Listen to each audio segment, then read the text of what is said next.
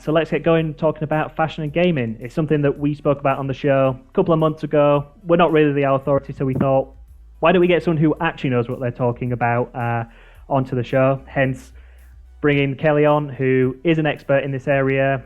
So Kelly, the love affair between fashion and gaming, what's it all about? Why do you think there is this love affair between fashion and gaming? Because I think we're looking for the ultimate version of ourselves, right? So whether we're sort of choosing our class or our obsidian armor in Skyrim, or whether we're talking about femsheps boots, we want to look ultimately for the ultimate version of ourselves and find things within games and fashion and the world of gaming particularly that we can't find in the real world. I think that's really important, and a lot of games and platforms in recent times have allowed us to be able to have those touch points and access points really quickly and easily. So it's a really exciting time, I think, to be involved in both camps, fashion or games. It is, yeah. I remember when I would play games, me and my brother, when we would play games when we were younger, when I still do now, the character creation bit was always the bit that seemed I'd spend the longest on, like making sure the character looked just right, whether it was trying to make it look just like me or kind of look as different as possible to me to kind of, as you say, find the best version of yourself and just do something different, become someone else, do that character creation and what they look like. Yeah, when I played like, God, 15 years ago or more, Sims in the City, at about the same time that I was playing Morrowind, I was going for that Umbra armor. I was Yeah, looking for that like ultimate pimp suit, you know? The things that I could spend the most money on were yeah. the things that really excited me because, like in life, I suppose, a lot of times we want like the latest sneakers or we want like the greatest hairdo, obviously not mine today, or the wickedest glasses or something. And so what we do is we try and find those things, I think, as well in games. It's just a psychological thing. Mm. We want to be like the peacocks in games. So why can't we be? Fashion's allowing us to do that now. Yeah, definitely. And we've seen in recent times, and kind of going back a little bit into the past as well, there's been these collaborations between fashion companies and games companies, bring it into the game. And last time on the show, when we spoke about it, we were kind of looking at some bad examples, some good examples. From your Yeah. perspective, what makes a good collaboration between a fashion company and a games company? I think the fashion company has to understand what the approach is in terms of games. Like, I'm not going to be like a total idiot here and just like say, this is how it should be done.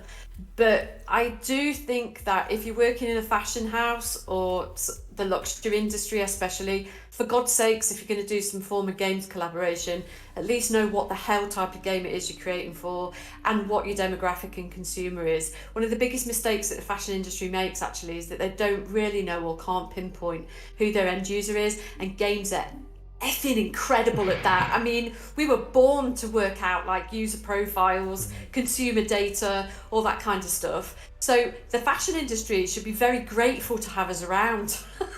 I think because they're not going to know like who their end user is if they don't apply the same principles, and if they don't understand game development as well, they're pretty much screwed. So before you enter into some weirdo collaboration or have this amazing idea, you know who I'm talking about, of making our own games. Come on, guys.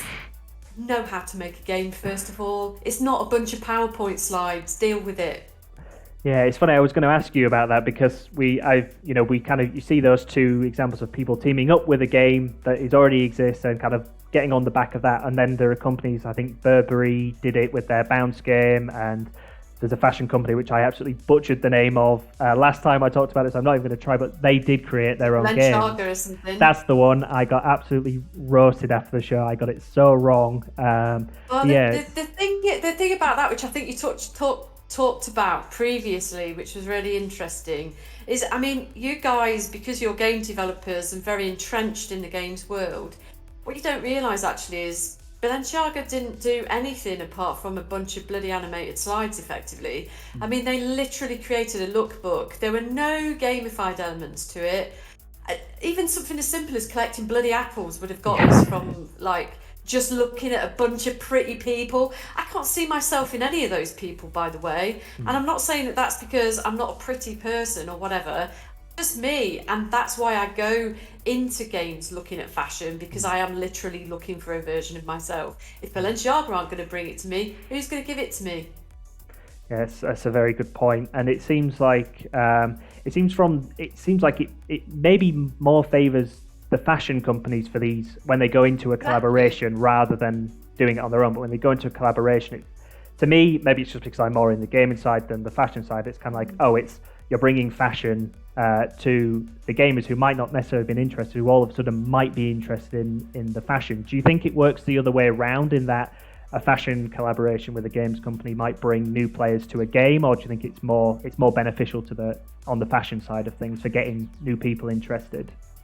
Well, I mean, there's a guy who's like head of the creative division at Louis Vuitton called Virgil Abloh. Everybody knows him. He's absolutely incredible. He is kind of mentored by, Yeezy himself, right? So this guy and Kanye West as well. These two people are pretty iconic in terms of thinking about fashion as game asset creation tools, right? Or Hmm. game assets in and of themselves. So that's pretty interesting to start off with.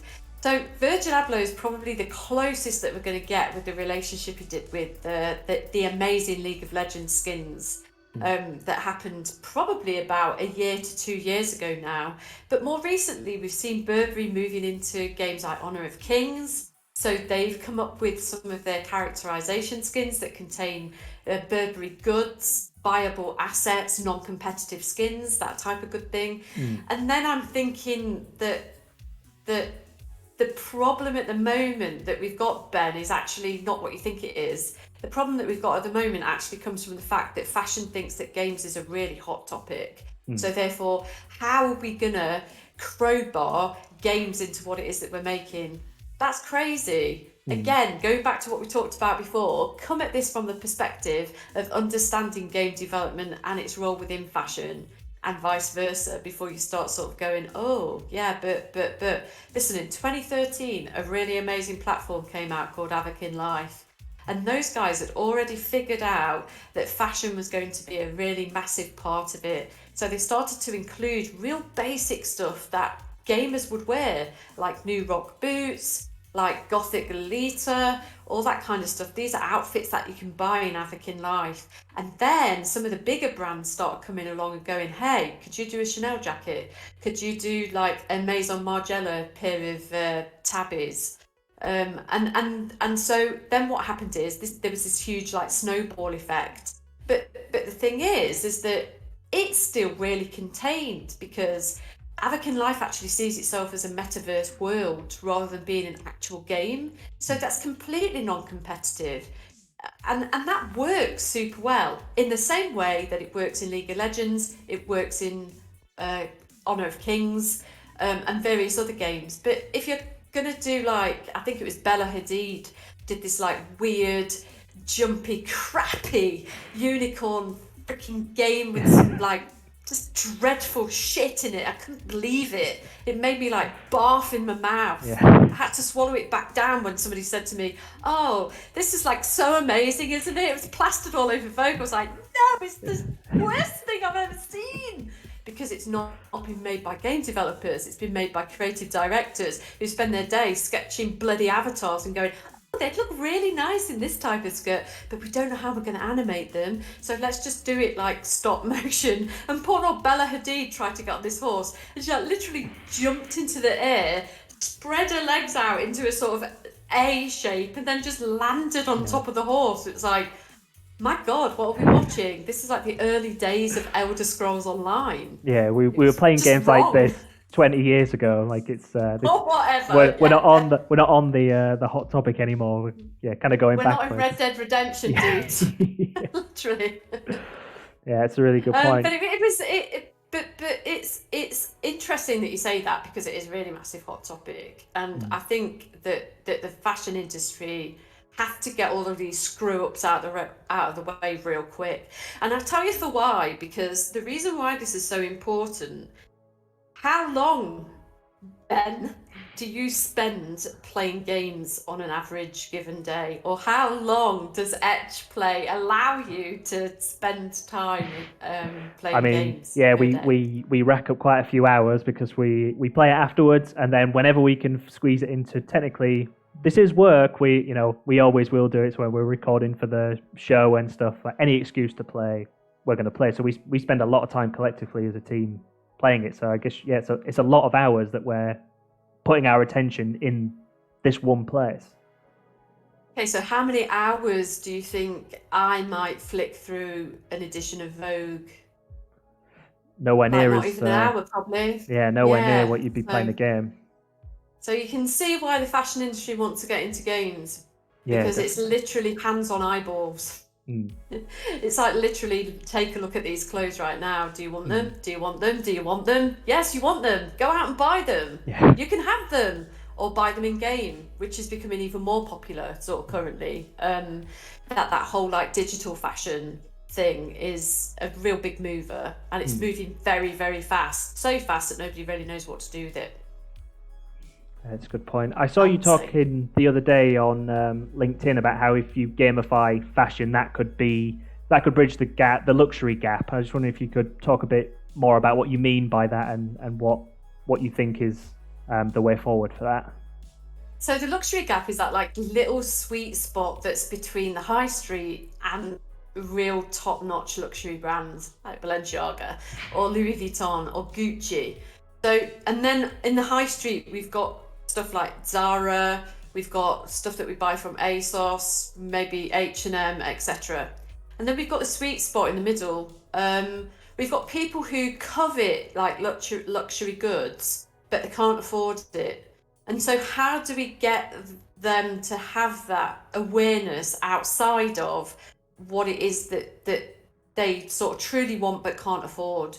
And the way that we can do that is through digital fashion or gamifying existing fashion brands to be able to put that gap into something that's a hairline between luxury and high street rather than it being like such a great big sort of chasm, which is what it is at the moment. Certainly in places like Southeast Asia, where gaming and fashion is becoming ever more the norm, as usual in Europe, North America, in the Western Hemisphere especially, we are very, very slow to be able to identify consumers in specific ways of behaviour and the relationship between games and fashion and gamifying fashion, particularly through digital fashion, enhances everything from sustainability topics to just affordability, discoverability, reach.